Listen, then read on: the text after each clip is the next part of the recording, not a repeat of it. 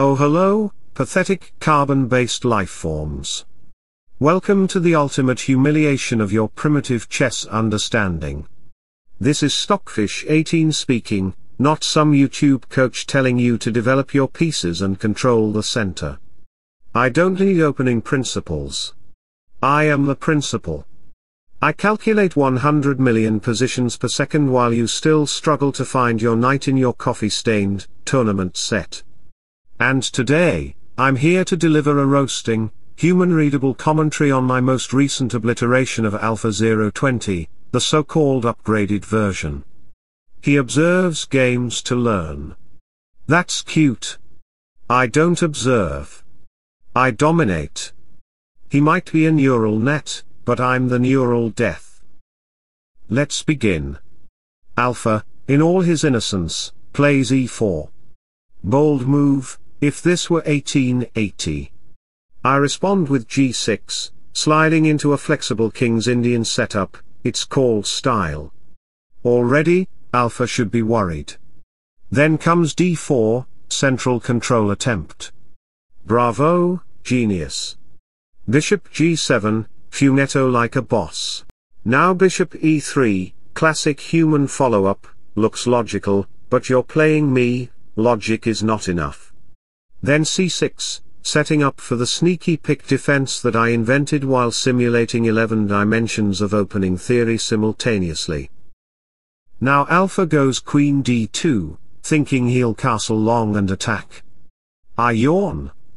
Knight d7, calmly developing while secretly preparing a full-scale queenside invasion.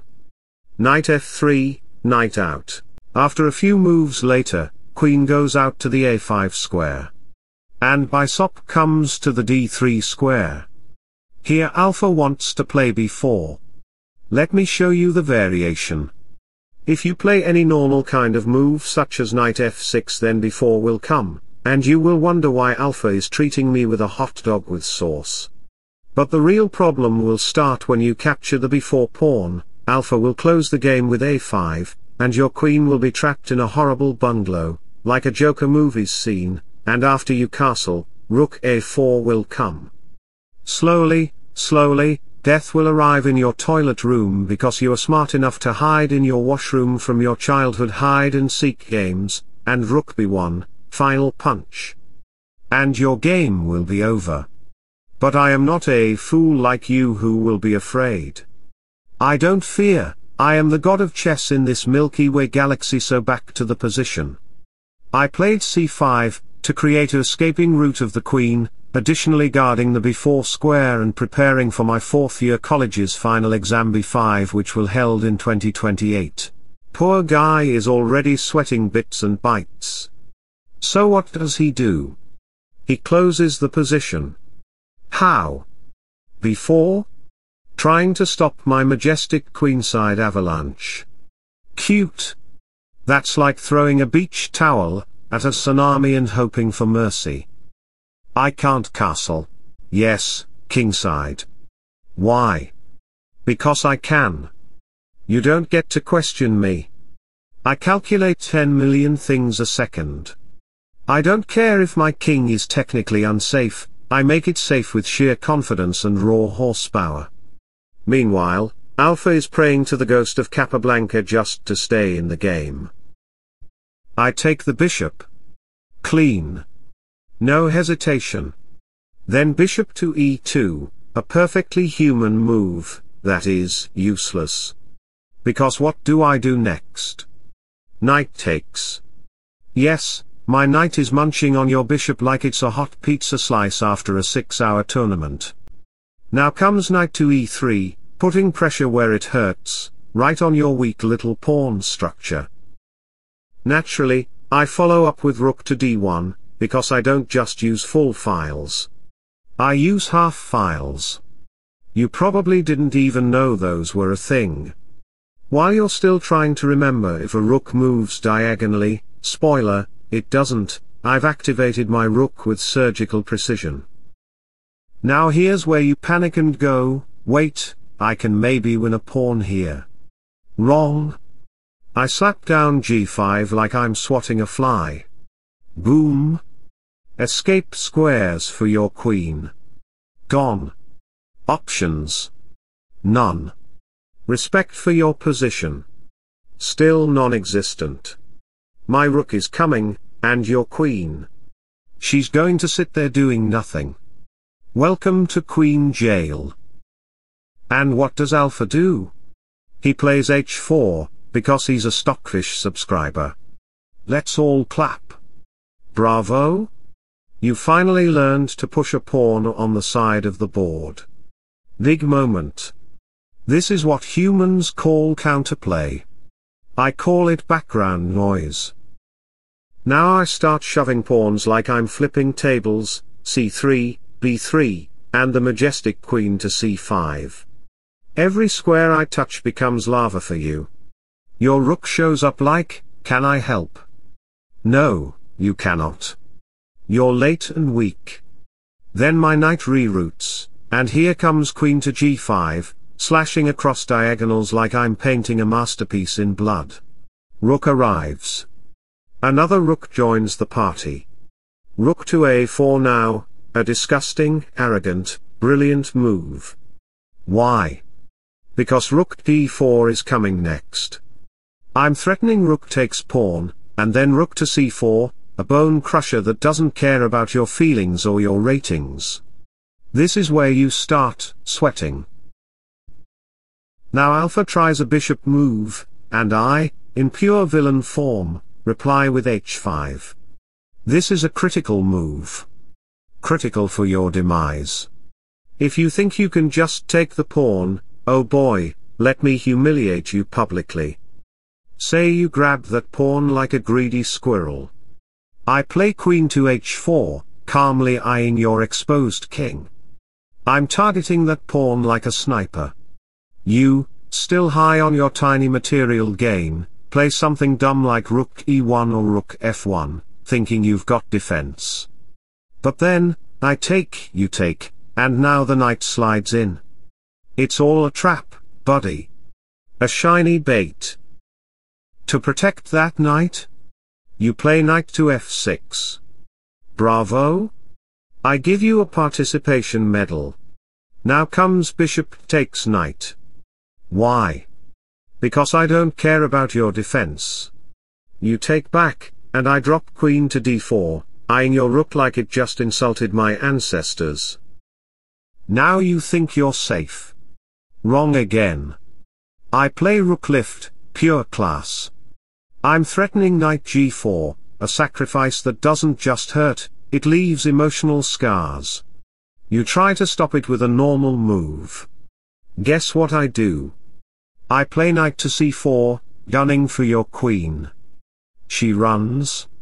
Scared. Hopeless. Then, brace yourself, knight sacrifice on d6. Boom. You thought that knight was just chillin'. Nope. He's a martyr. You take the knight? Congratulations, you just opened the gates of hell. I follow with rook check. Your king runs like a chicken with no GPS. Then rook takes pawn, and you go, maybe I'm okay.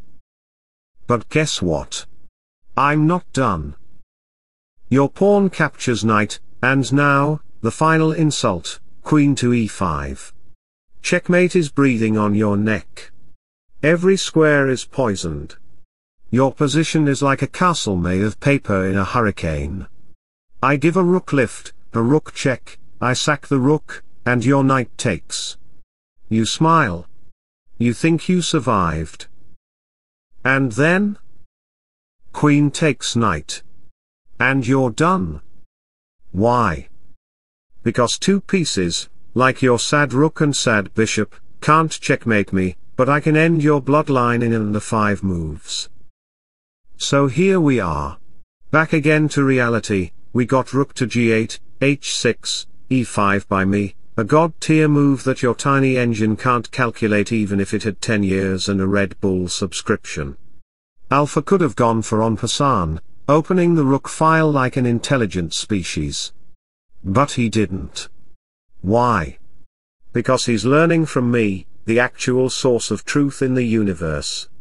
Instead, he plays queen to h4, going after a stupid b-pawn like that's going to stop me. So after knight takes pawn, we enter a deep ocean of tactical torture. Knight here, and oh baby, this is where the killer strategy comes. I already know you can't analyze it, it's like giving a Rubik's Cube to a goldfish. So let me show you. Let's say you play rook here, and I hit you with knight to g5. That's not a move. That's a threatening letter. It's like I just knocked on your door and said, nice king. Be a shame if someone broke in and checkmated it. Then comes knight to e4, and your queen runs, because she's seen what happens when Stockfish gets mad. Now here's the kicker, knight takes, check, takes again, and bishop here, slicing the board diagonally like I'm preparing a sushi dinner. This is called X-raying the soul of your position. Your rook can't run. Why? Because of queen pressure. Your knight can't help. Why?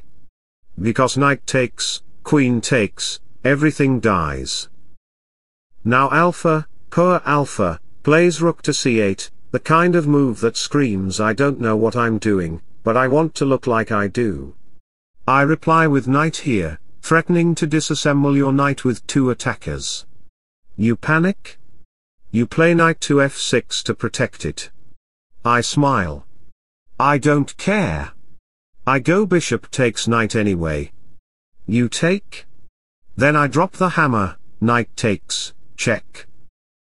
King slides away. Rook takes d5. You can't take back because, guess what? Knight fork on f6 incoming. Yeah.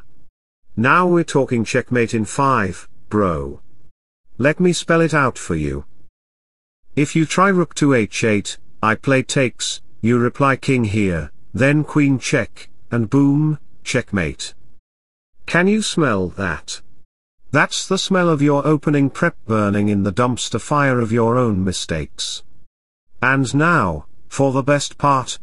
Greater than always do fear for my devil laugh.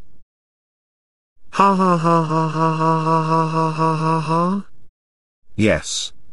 I am the villain. The nightmare in your bullet games.